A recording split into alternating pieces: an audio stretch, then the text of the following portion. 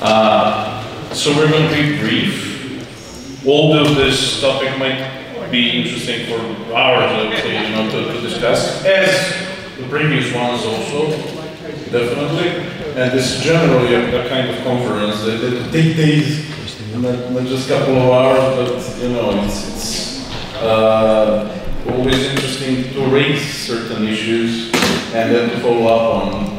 And everyone can contribute really much to it by thinking, praying, as our conference title says, and working to bring this very important issue of Kosovo and Metohija to the general public attention and help it and contribute in a positive manner. So this topic is on what comes at the end of the day, when you discuss huge political issues, when you discuss lobbying.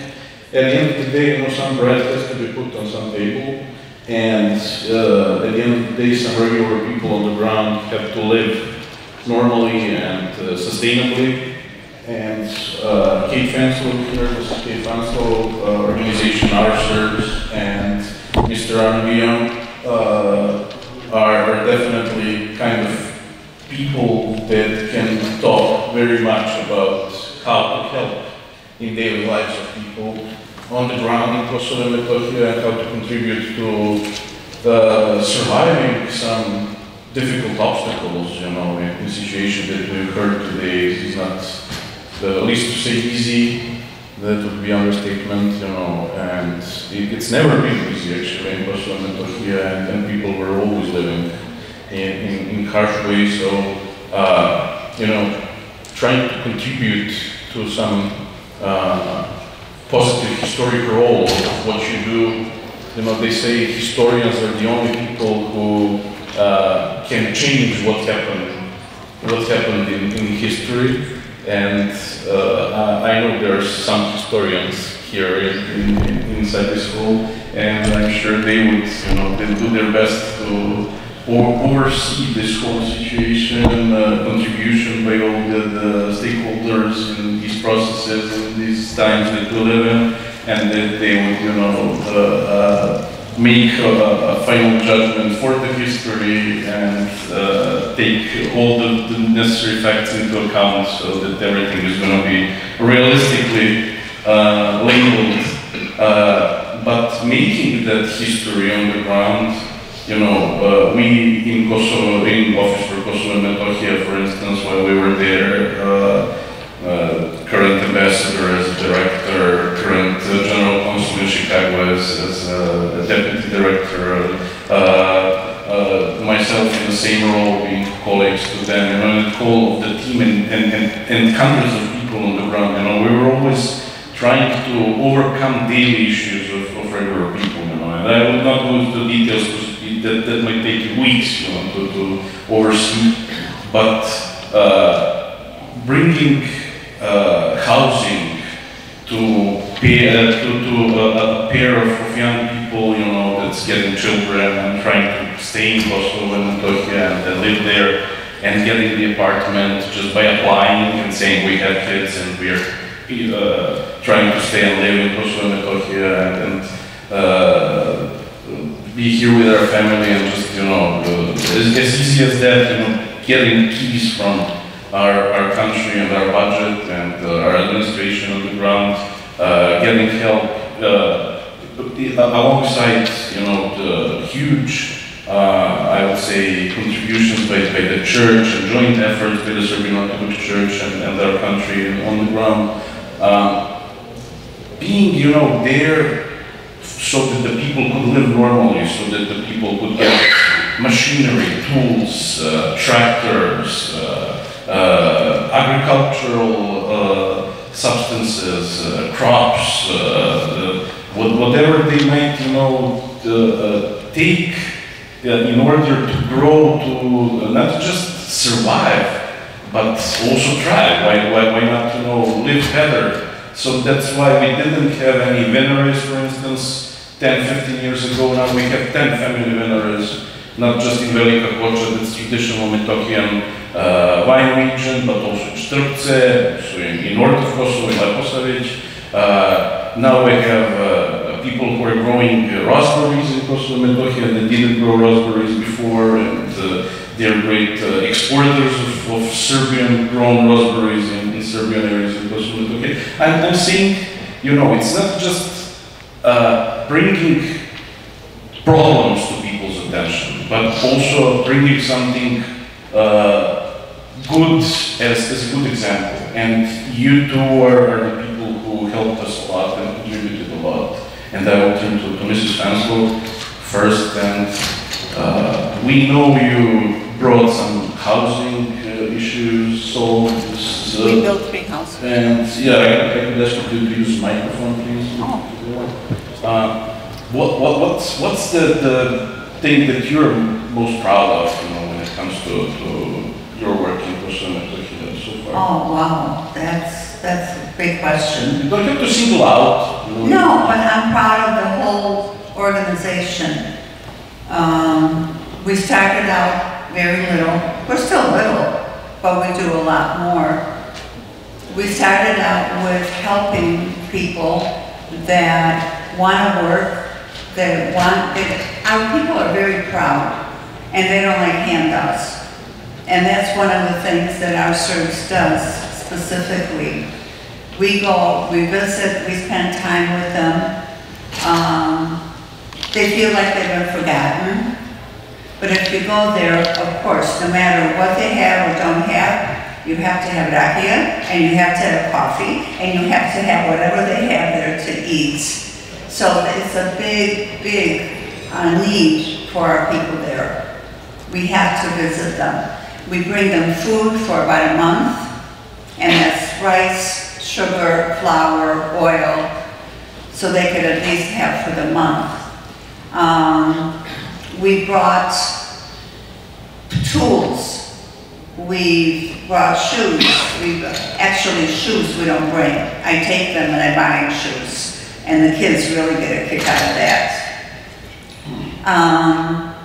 The important thing, I think, as we spoke all day today, is that I heard about Kosovo, and I understood what was happening. And one day, 10 years ago, I decided to go ahead and go. I was involved with another organization, but I went with a couple of people and myself.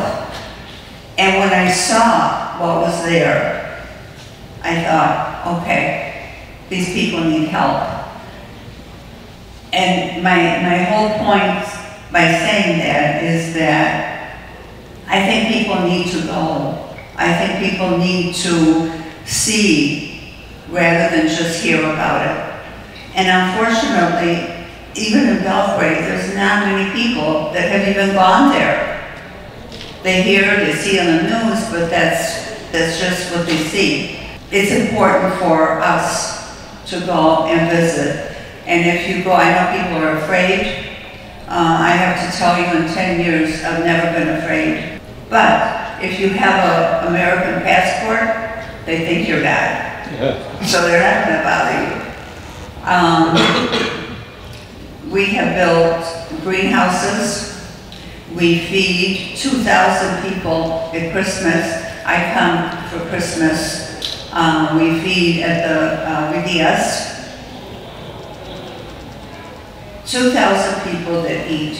Then with the patriarch, I go to the church and we give out 600 gifts.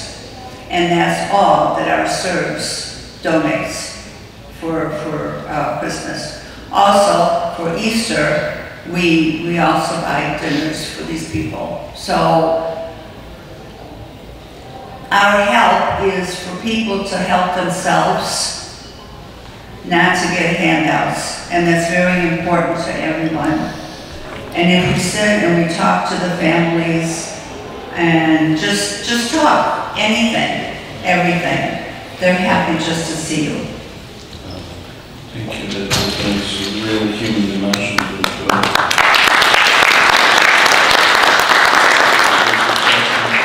And thank you for your efforts, of course.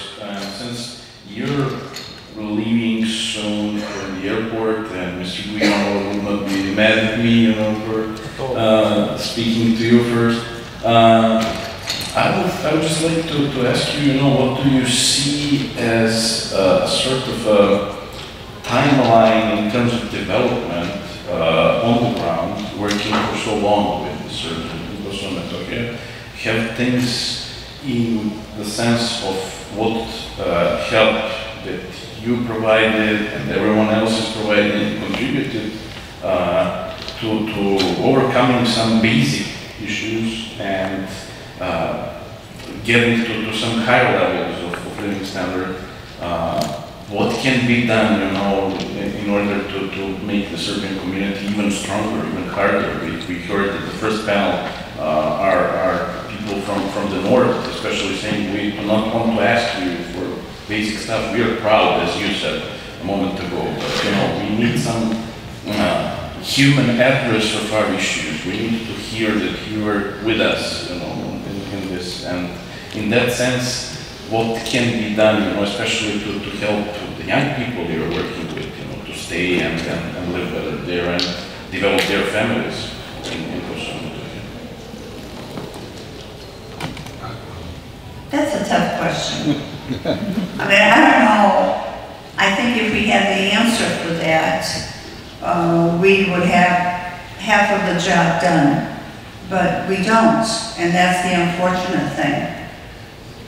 I know by meetings such as this, it gives everyone a little more of the recognition of desperation, and it is desperation.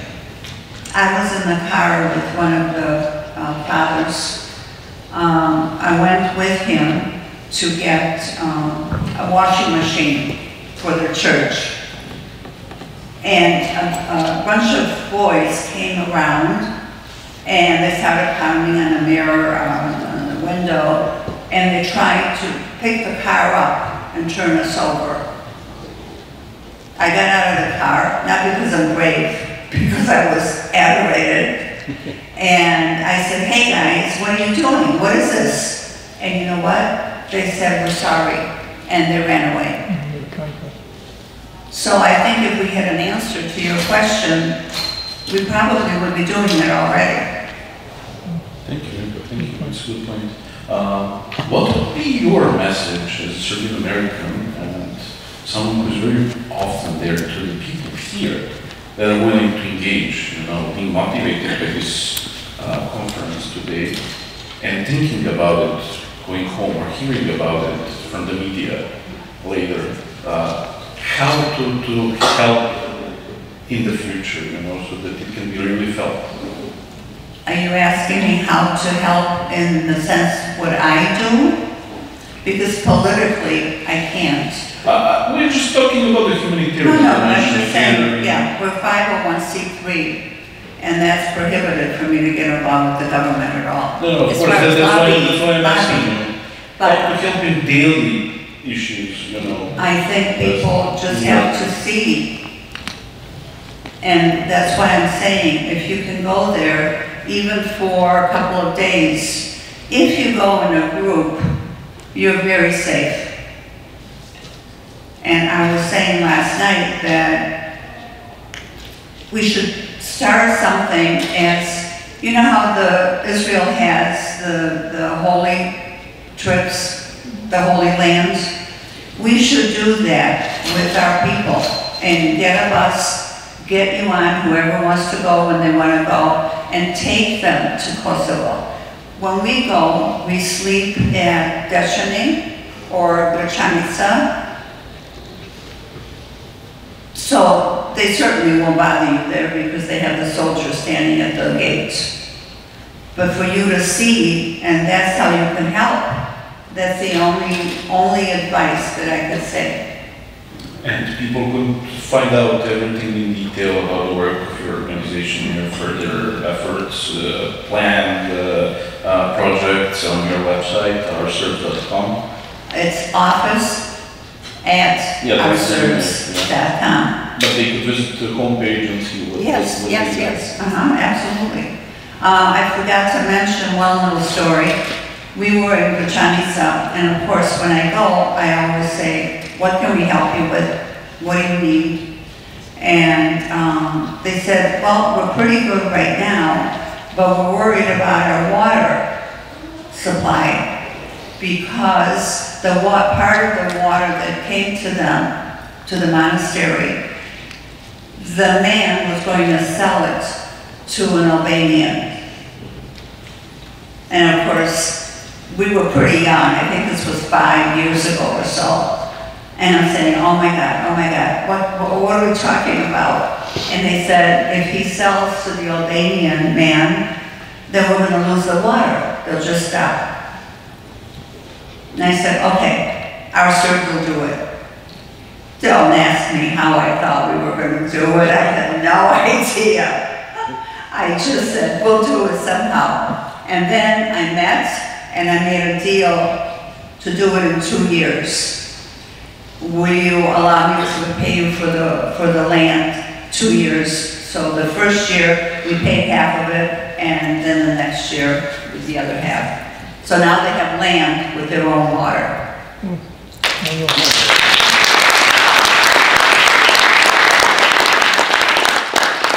Very much, I would say, because we make a great point of your work and efforts on the ground. Mr. We're practically colleagues in public work, in official Serbian public work today. But as you said while you were one of the keynote speakers in the opening session, I remember you saying you started with 2,000 euros, with just helping in some small things. And eventually your organization brought so many good stuff to the people on the ground in Kosovo, Metohija, and as we said, you're a great example, I would say, of one typical, Serbian thing. It's we would usually say we have to have someone coming from abroad and bringing certain things here because we're not going to make it on our own. And you just came from France and said, I would really love to help you, and you became a bigger Serb than many, I would say, among the Serbs, and thank you for that. And now you're head of the Department for Diaspora and Minister of Foreign Affairs, but you still do also humanitarian work to your organization and try to make a synergy of official and that humanitarian work on the ground. What's the biggest problem, obstacle you face today in comparison to the days you started? What was the main topic you were thinking about while trying to help the people on the ground when you were beginning your efforts, and what's the leading idea in your mind today? How has that shifted throughout these 2 decades? Yeah, thank you for this question. At the beginning, just to say that in my family we had a very good image of Serbia and of Serbian people due to the history between Serbs and French people during the First World War.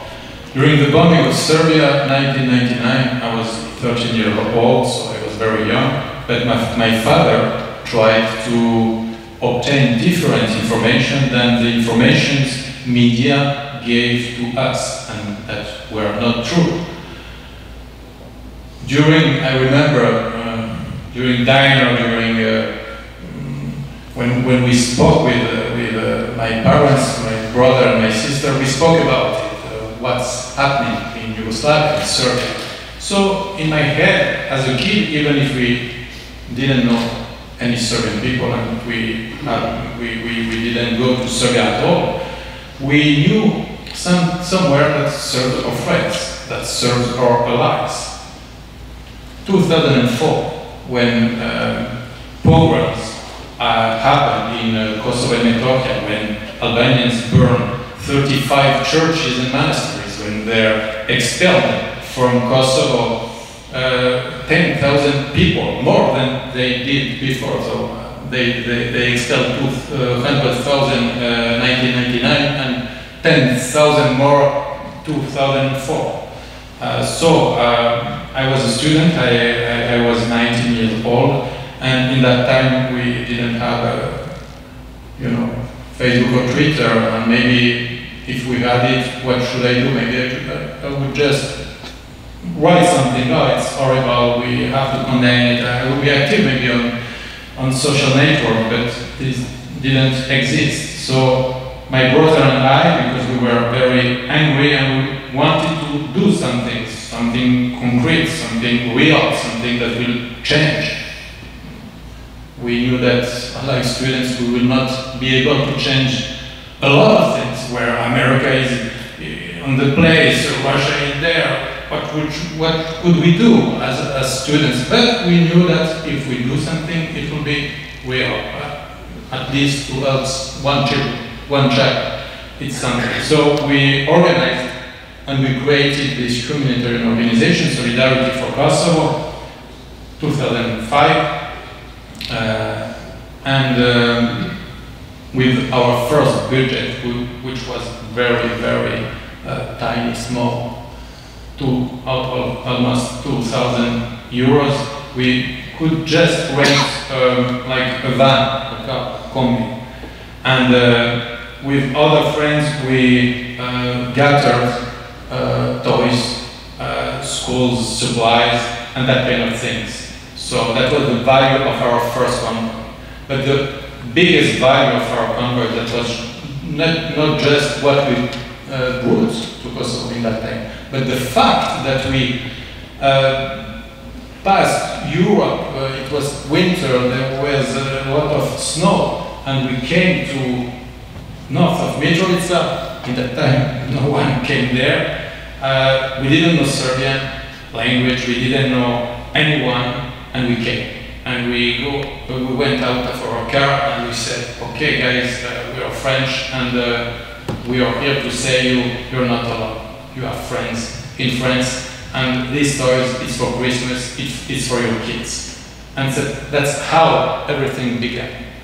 And these people told us, okay, thank you very much, the next time come, even if we don't have anything to bring to us, because your presence, the fact that you are here with us, that's what's important for us. And so we did it every year, and at the same time in France, like I said, we explained to French people what we see, what we saw, by our eyes.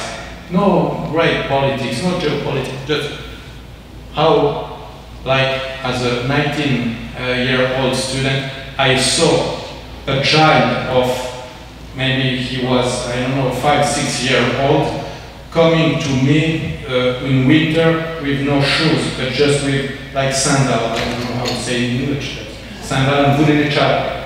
So that's what the reality.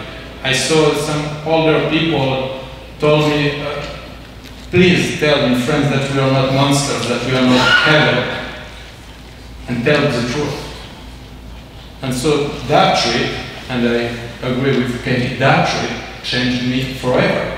I wouldn't be here today as an official of the Republic of Serbia. I wouldn't live in Serbia today. I wouldn't speak Serbian today. And my 3 children wouldn't have the name Mirena, Irena, and Victor, that I didn't go to Kosovo.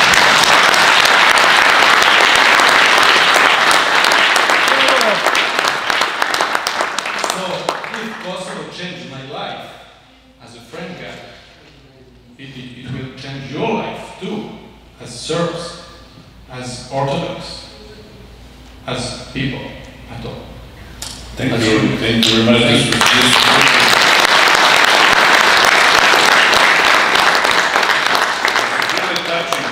It's real, and both stories are very humane, and that's the main point of this whole effort, I would say, We just went, I would add a small example to that, what you both said. We just went once to get keys to the young pairs with children in Banjska, and we saw, that was 7 years ago, not too long ago, and we just saw some hot water boiling, on the street. couple of meters away from the new building that was just constructed and that was being, you know, starting to get occupied. Then we were like, you know, what's this hot water? You know, what's with it? And they said, oh, there used to be a spa a long time ago here. In old days, you know, it's devastated since the 80s, but people still come, you know, to use that hot water that goes from the rock to the ground, and they usually either drink it or use it back home in some plastic bottles and barrels. You know, they take it home and they use it for some bathing or some improvised treatments, or they just, you know, wash their cars with it. And yeah, that was the situation. And next thing you know, we have a modern, you know, 21st century spa with the recognized idea, with the effort that was overcoming that first obstacle that is always in our region, you know, somehow. No one has done that, and no one will ever do that, you know. And I think you have both great messages that there is no such thing as no one, nowhere, never. And when we overcome that, you know, mutually, I think we are to the great successes. And that's, of course, been achieved with that time joint efforts by that time director of the office, Mr. Mark Majurovic, current ambassador to the US, and President Vucic, that was the prime minister at the time, and all the other institutions and the people from the ground helping us, you know, in that. But just to start, it's a great thing. That's why I see both of your messages on that line, you know. You shouldn't be afraid to engage. You wanted to add something? Well, I can understand people being afraid, and before I went, I was afraid. I mean, you know, stories you hear, I was afraid. But, as I say, if you have the American passport, they really think that you're something special, obviously. So for people to be afraid today, I don't know what it is now. I was there in June. I don't know what's happening right this minute, other than what I've heard. But they won't bother us. They won't bother us. So fear is something that I feel, for me anyway, and I'm speaking for myself, is that if we can do this much of good and make people feel good, families happy that we're there, and again, I say, people just want you to talk to them. You know, we bring the food in, and they have to serve you, they have to do whatever they can do with service. And they always say, I'm glad that you stopped. One year I was there at a little village, and believe me, I don't remember any names where I've been. I've been all over. I don't remember the names. And one of the farmers, the night before, they blew out the outside of a barn, and they took 3 of his cows. 3 of his cows, which was his life. And he said to me, he said, I saved all my life for this. And they just came and they took it. Of course, I said, I was sure to buy 1 cow. That's all I could afford. But those are the kind of things that are so important to people there. And I think that if we show them that we care and visit, and it doesn't have to be a big group, it could be a nice, easy group that it could be handled, I think it will help. It's an emotional thing. Thank you very much. Mr. Gion, and we're bringing this to a close due to time constraints, and it's very, as I announced when we were beginning the session, brief, but I would like to see it as a dynamic and useful session. What would you add to what we heard in terms of, okay, eventually some big political issues are gonna be, we all hope, contained this way or another, you know, and people are, even throughout the political crisis that we encounter in Kosovo, the security crisis and existential crisis, people live there every day. What do we have next in terms of making our diaspora more involved? You're in charge of that area in the Ministry of Foreign Affairs. What can we ask our diaspora for, being diaspora in the US, to help us all in this? And how can we help diaspora to understand the situation we're in? What's your message to the members of the diaspora on the Kosovo and Metohija issues in the current situation?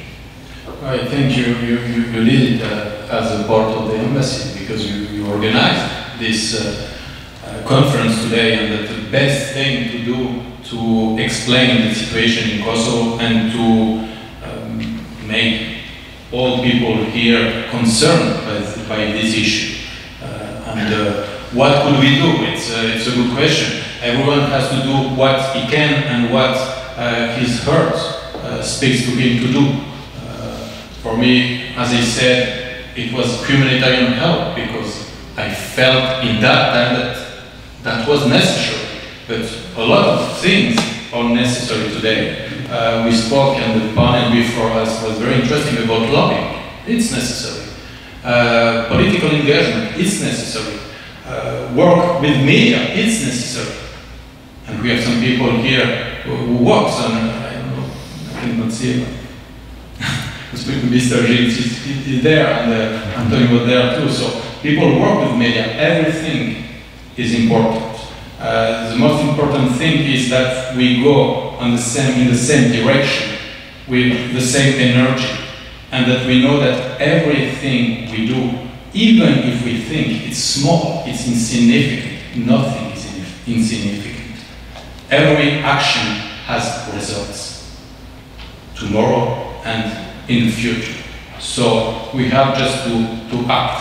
And I would like just, and I will finish with this, to say that people in Kosovo, certain Kosovo, are very brave, smart, normal people like you and me, like people in Belgrade, like people in Paris, in Washington. They are not social, they are not social, they don't need some... Yeah, they are not on welfare benefits. Yes, well, they want to work, they want to live on their own, and we just have to help them to do it. And every time I was in Kosovo, nobody asked me for money, but they did ask me for tractor, multicultivator, for sheep, goats, corn, greenhouses, because they want to work, they want to have a normal life. I met, maybe some people ask themselves, why did I learn Serbian? It's because I met one guy. He was very young in that time, like I was. His name is Pajo. Pajo lives even today in a small enclave in Metohija, named Banja. It's like when you go from Mitrovica to Peć, it's at the middle of this. To Srbica. Yes, it's in Srbica. He was from Srbica, but he was expelled to Banja. There. This guy speaks 4 languages: Serbian, Albanian, English, and French. He really speaks. He speaks French like he had lived in France like 15 years, so it's amazing. And he didn't go out from his village. If we talk about the same person, I think he speaks Spanish too. And he learned all these languages with the military people, with KFOR, with NATO, that were in his village when in that time. So this guy, you could say, okay, if he was in DC, if he was in Paris, what kind of job he could do with 4 languages, with a very good ability to understand the accent and everything. This guy, when I met him, in his house, the ground was like zemljani pod, okay, with no parquet or in that kind of house. But that guy never asked me to do something for him. He asked me to do something for his village. So we renovated the school, we help young people and we bring them to the sea for the first time in their life, and etc., etc. So that kind of people, these are the Serbs in Kosovo and Metohija. And that's why we need to help them, because they deserve it. They really, really deserve it.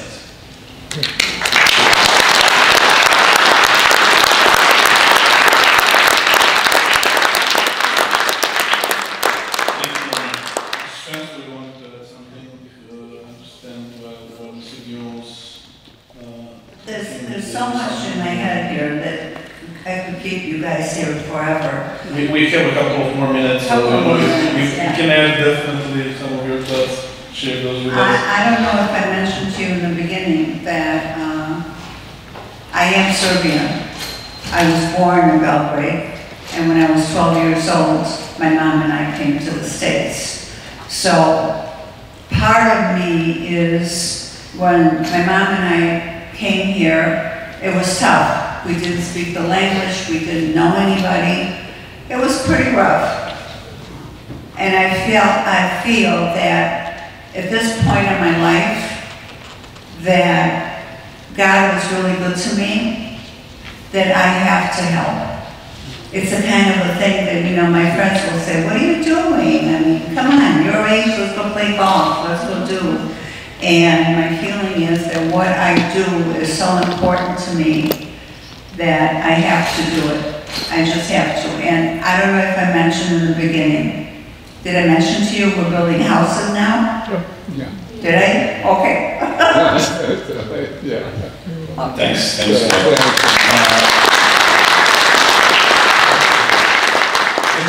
We're getting to a close, and since I would say, you know, by latest 5 is cut off time, and we have 3 or 4 more minutes, I would just, if someone's interested in, you know, asking some questions, open the floor for just 1 or 2 questions for the people here with us. Should someone be interested in some of the deal? You must have one question. I can ask maybe Kathy, they're building the third home in Metohija now, and this summer they gave keys to family. How was it in June? It was From the journalists, that's always good. Alexander works with us in Chicago all the time. We went in June to deliver the first house to the families. And it was the most exciting thing. I think I was happier than the family that was getting the house. I bought them dishes, we bought them some furniture, just to get started. You know, I mean, it's a new home.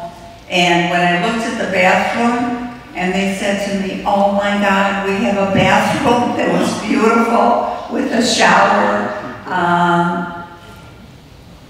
As I say, if our people, if our Serbian organizations, Serbs for Serbs, had called our priest there and said, we hear that our Serbs built 2 houses.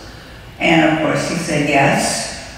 And the man from Serbs said, okay, we can't let that happen. We'll build 1 house. So now we have the extra house. If each organization could hold 1 event, it's $40,000 for a house, and this is for a family that were either burnt out from Kosovo, they were kicked out, they're afraid, and big deal for them. To them, it's a mansion. Yeah, yeah. Thank you very much. Mr. Guillaume, some final comments? Or, there's a question over No, there. it's not a question. I will just thank Mr. Guillaume because I am also French born, I can't hear. but Orthodox. Could we just get you the microphone, please, for that? I have forgotten the voice because I'm a teacher.